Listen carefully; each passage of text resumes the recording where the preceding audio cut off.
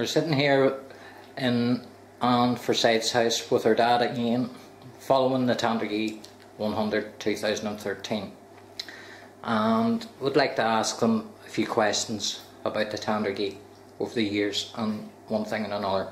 So Ian, start off with you. Ian, when was the first Tandragee 100 held? First Tandragee 100 took place in April 1958.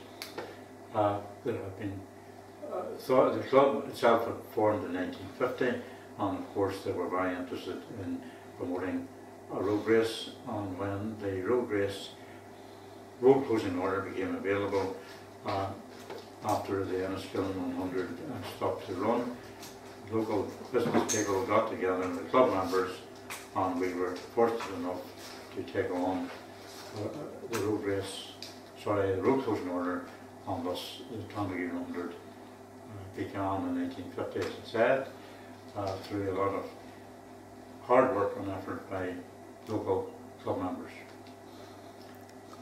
Now Ian, over the years you've been involved with the club for many years. Can you tell me about your time and all the jobs or posts you've held at the club over the years, which would probably cover most of them? Well, as I say, I came to Tandragee in the late 70s, got involved with the club by attending the events and whatever else, but I had to leave the job through ill health in 1980 and helped out in the club a bit more, and I was asked to come along to a meeting one night by the late Joe McKeown, great friend of mine. What Joe didn't tell me was an AGM of the club. I was elected as the secretary of the club, of the motorcycle section, and also secretary of the all over club, and a job which I then did for 26 years. I suppose I could say that I went through most of the jobs, either helping to run events, helping to be at events. I've been club chairman, I've been club treasurer, I've been club president, and as I say, in all the events, from being a marshal to being clerk of the course, the only event I didn't do clerk of the course at was a trial, but I did motocross, short circuits and the road racing. I enjoyed all of the time, enjoyed it well, and really over the years the North Annaghmar Club has become a big family, which of course meant that I brought quite a lot of my family into it, although in the early years my wife, she would have looked after the kids, but at the minute she now is taking a more active role, and I think she doesn't like me out of the house too often, she wants to go along as well. But it's been a great effort, the club works very well and we work well together. Yeah, and you certainly do. Ian, what would you say has been the way the sport has changed over the years? Well, I suppose the main thing about the clubs, the machinery has evolved greatly over the years. Basically, the road surface at Tandragee the shape of the circuit has been the same, with a couple of minor adjustments over the years, but I suppose the standard of the road surfacing has got better, the machinery has got power to weight ratio better, tyres have got better, and I suppose everything has just progressed. We have over the years managed to take away quite a lot of solid obstacles around the circuit. We've paid an awful lot of attention to safety over the years, and it means that just the speeds have gone up and we try to make it as safe as we can for the compounders. Yeah, and at the end of the day, as you'd said earlier, like, you know, the throttle works both ways. Exactly, but one thing I would say, and I've said quite often, that sometimes the promoters of all of the races do not sometimes make sure that the riders take more responsibility for their own safety. Ian, what do you think could be done to boost our struggling sport in the future? Well, one, maybe it's a pet theory of mine, but I feel that over the years the cost of insurance for the event, the running of the event. I can remember whenever I first got involved, you might have been paying £25,000 to run the event. Now you're over 85,000, and a lot of that money is taken up with the actual insurance of the thing. We have to charge the riders to pay an entry fee. It seems strange in this day and age that the riders that are coming out and risking their life and limb have to actually pay for the privilege. Yes, it's bewildering to say the least, isn't it? Really, like, you know. It is. However, if you analyse it, the actual cost of the insurance hasn't really gone up dramatically. It's just increased gradually. We have to insure the event now for 30 million public liability for any one accident. Yes. And that is now led by the local councils and government insist that this be done, which we're happy to conform with. Yeah. If we were able to charge into the race area, we could increase our revenue that way and maybe reduce the entry fees. Although insurance has gone up, the actual cost to the riders, we've been very lucky to have kept it fairly static over the last 5 or 6 years. Yeah. And you took on the massive position of clerk of the course for 2013. A big undertaking in anybody's standards, but as we know, you've been involved with club for many years too. How was 2013 in particular for you? Well, it was certainly a bit different. However, what I would say is right from the decision was made that I would give it a go, I've had nothing but support from the club, but right across the sport. Everybody that I've been involved with has been very supported. And as for the event itself, the lead up, yes, it was a lot of work, but I've been involved many years now in the background, doing a lot of the work anyway. Certainly on the day, on the Friday and the Saturday, there was certainly a few challenges, yes, but I enjoyed overcoming those. It wasn't particularly stressful, but I will be honest, the last lap of the last race, I was glad when they all came home safe. And I honestly thought at the time you were just doing it to get a run in that escort, you know. I would have rather had a run on one of the bikes. And I'm like, you know, in my own personal opinion, you know, the Tandragee run fairly smoothly. You know, you've done an absolute magnificent job on the day. Well, I and I think that. Everybody else involved with the sport thinks the same. You know, well, so I would just like to say that it wasn't just down to me, it's a huge team effort. Well, yes. And without every single one of the marshals, all of the first aid personnel, flagmen, all the guys that put up the circuit, all of the club members that worked really hard, the guys doing the communications for us, the Raynet, I could just go on for about half an hour because there's over 300 people that are just purely there on race day helping to run the event for the club, and without each and every one of them couldn't do it. That was just one of the subjects that I wanted to touch on and didn't, was how many people are involved in the actual preparation for the race and running of the race. And like we all, well, maybe most people do know, but some people probably don't know, that everybody gives all of their time as volunteers. Yes, it's completely voluntary, and I know I've said there that there's about 300 people on race day. There's actually more than that leading up. Like, we start organising the event usually in August, and right through we've got tons of meetings with the council. We've got to meet with all the relevant agencies to build our event safety plan. The local mayors involved, you know, all of our sponsors. There are hundreds and hundreds of people throughout the year that work towards making this this 2-day event happen. Yeah.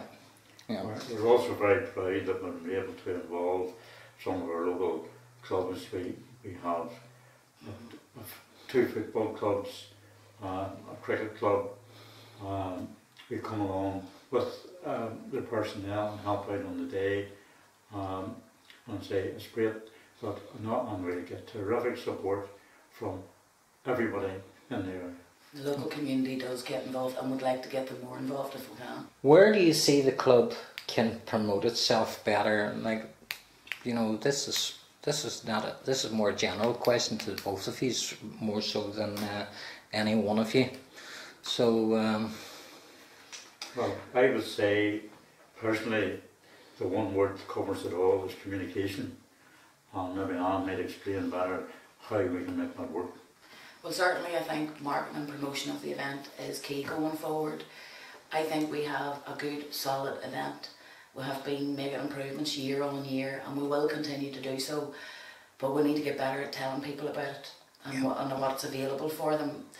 So, you know, over the last year or so, we've been improving our website. We've been introducing social media, Facebook and Twitter, and I do think that is the way forward, because we want to get the young people involved to come and get excited and fall in love with the sport so that they come back.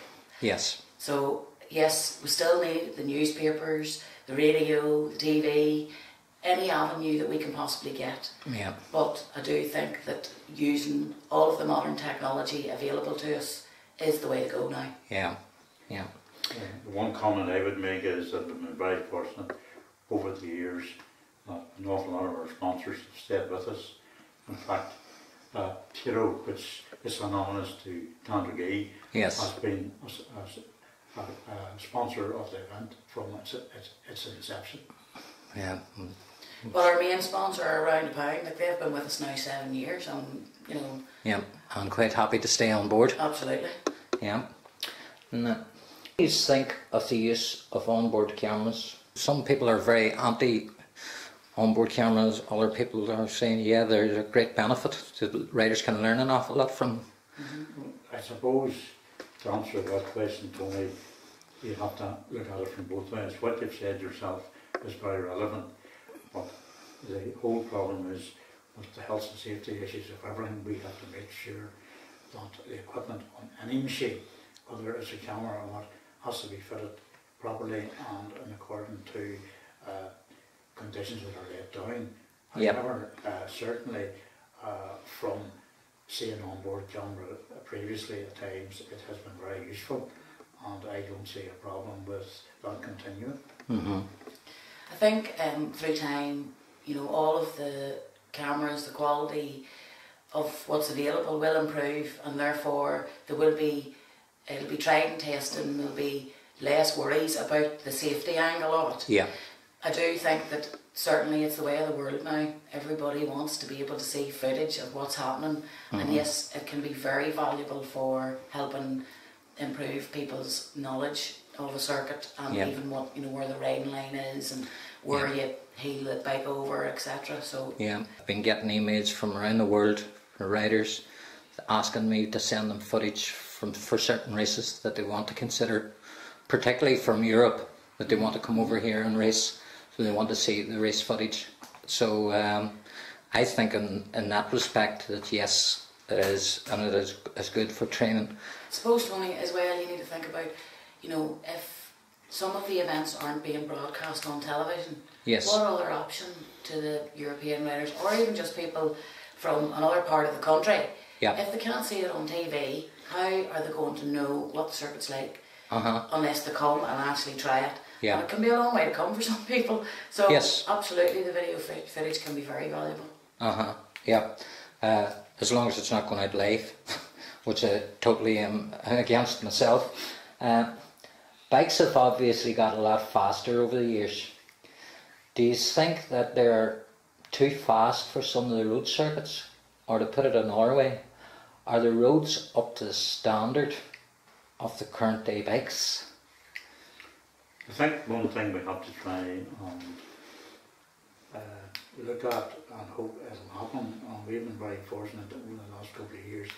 I think the biggest thing is to have a fairly constant road surface the whole way around the circuit. Our circuit is 5.3 miles, and in the past there has been maybe several different types of surface that the riders have to contend with.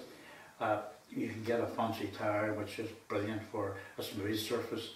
You get a different tyre for a different type of more bumpy circuit. However, we're fortunate this year, I'm looking at 2014, I've had quite a bit of resurfacing, so we hope that the surface itself will be more constant around the circuit. As regards whether or not, there's been a lot of chat and talk that maybe superbikes are getting too fast and too powerful. People say you should limit it to 600s, but statistics will tell you that the most bikes that are more prone to accidents are actually the 600s. Yeah. So at the end of the day, it's very difficult to say what's the best way to limit it.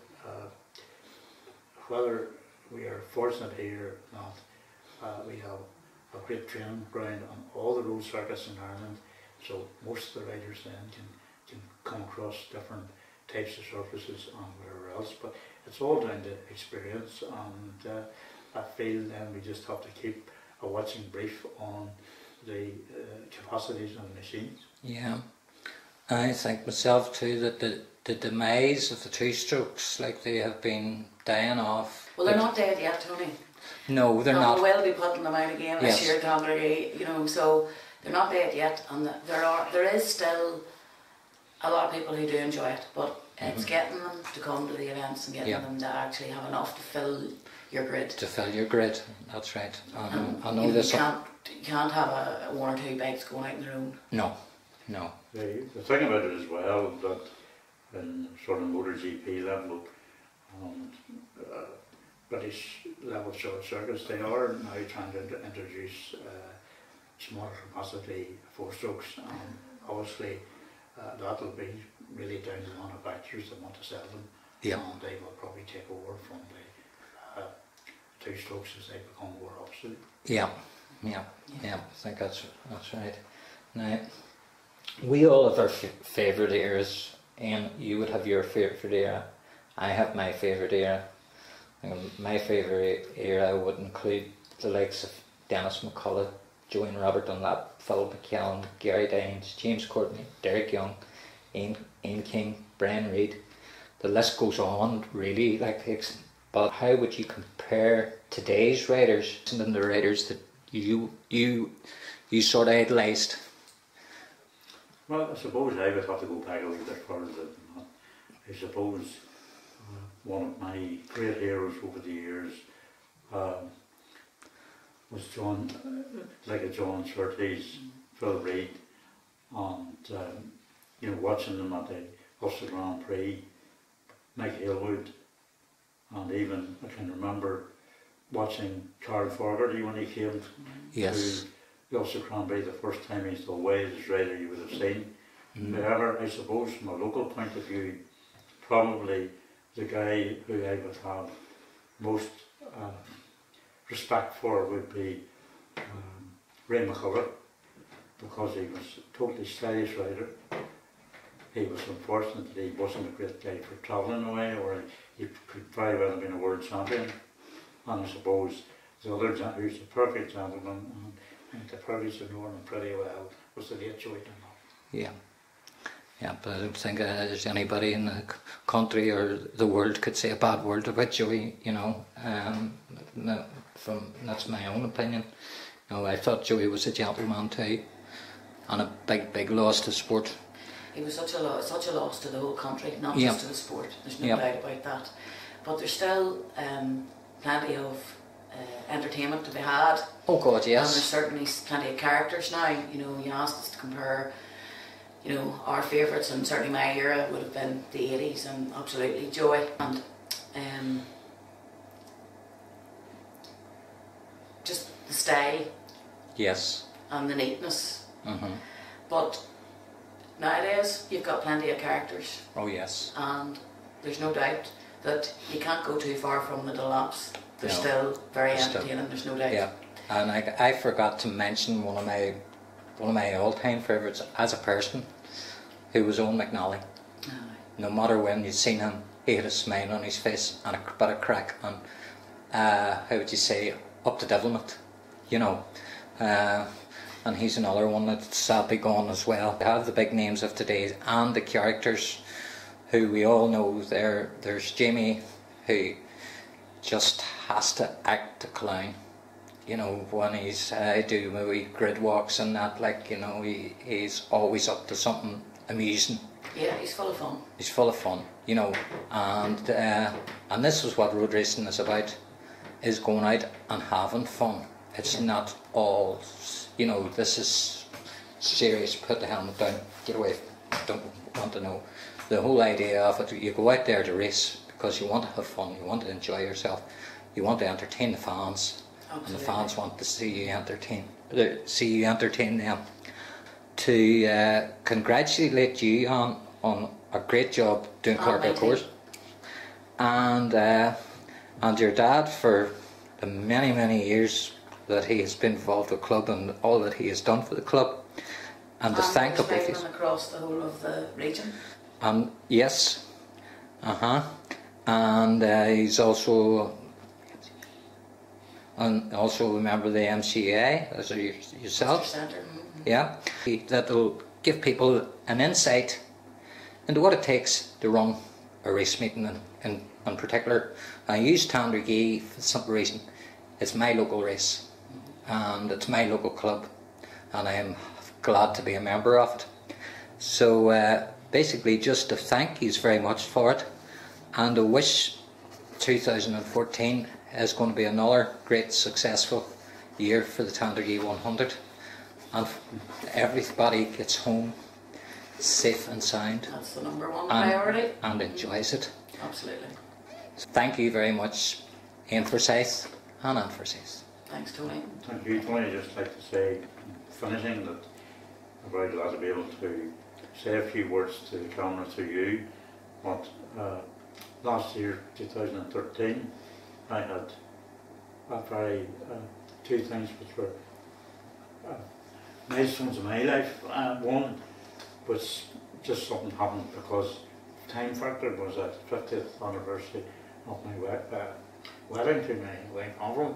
Yes. It gave me great pleasure, and I was very privileged and proud that I took on the job of Clerk of the course. I must admit, at times I might have had a wee bit of reservations that maybe she was taking on too much for herself. I always knew she could do the job, and she always knew that there was plenty of people in the background to help her out.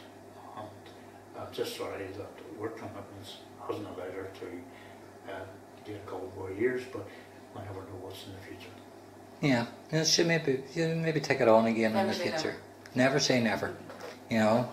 But listen, thank you so much for both of you for taking your time to give me this interview, and here we go. Thank you.